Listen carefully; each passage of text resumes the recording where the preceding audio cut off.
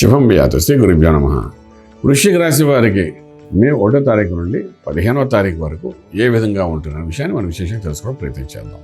వృశ్చిక రాశి వారి విషయంకి వచ్చినప్పుడు మాత్రం మనకి చతుర్థంలో రాహు, పంచమంలో శని కుజుల ప్రభావం, షష్ఠస్థానంలో బుధుడు రవి బుధాదిత్య యోగం కనబడుతుంది. సప్తమంలో శుక్రుడు స్వక్షేత్రం బలంగా ఉన్నాడు. అష్టంలో బృహస్పతి, రాజ్యంలో కేతు యొక్క అనుకూలత కూడా కనబడుతుంది.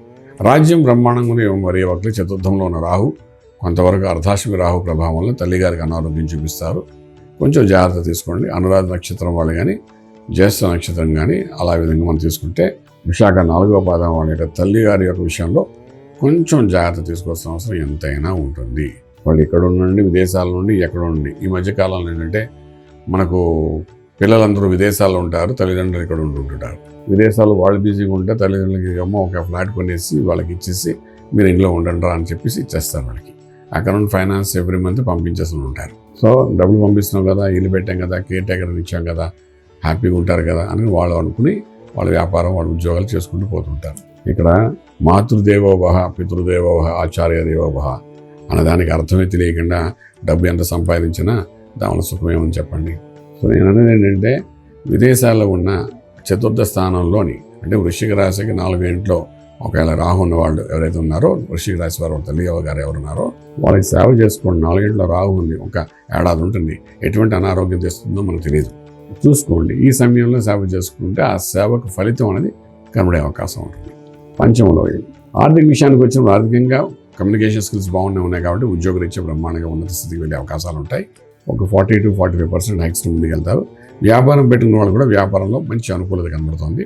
ఇక రాబోయే కాలం అంతా వృశ్చిక రాశి వారిదే కాబట్టి ఇనిషియేటివ్ చేయండి, సక్సెస్ఫుల్ కనబడుతుంది.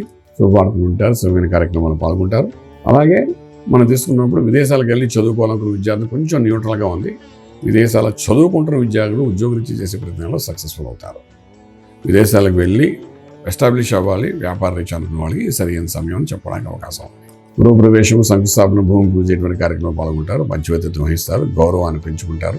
మీకు విలువలు పెరిగే అవకాశాలు బాగానే కనబడతాయి. ట్రేడింగ్ చేసేటప్పుడు లక్కీ నెంబర్ 3 బాగా పాజిటివ్ పనిచేస్తుంది. మేధా దక్షిణామూర్తి మహామంత్రాన్ని నిత్యం సాధన చేసుకుంటూ వెళ్ళండి. ఈ గురువు యొక్క అనుగ్రహం రాబోతుంది కాబట్టి మొదటి నుండి ఆ దక్షిణామూర్తి మహామంత్రం అనేది వృశ్చిక రాశి వారికి చాలా గట్టిగా పనిచేస్తుంది.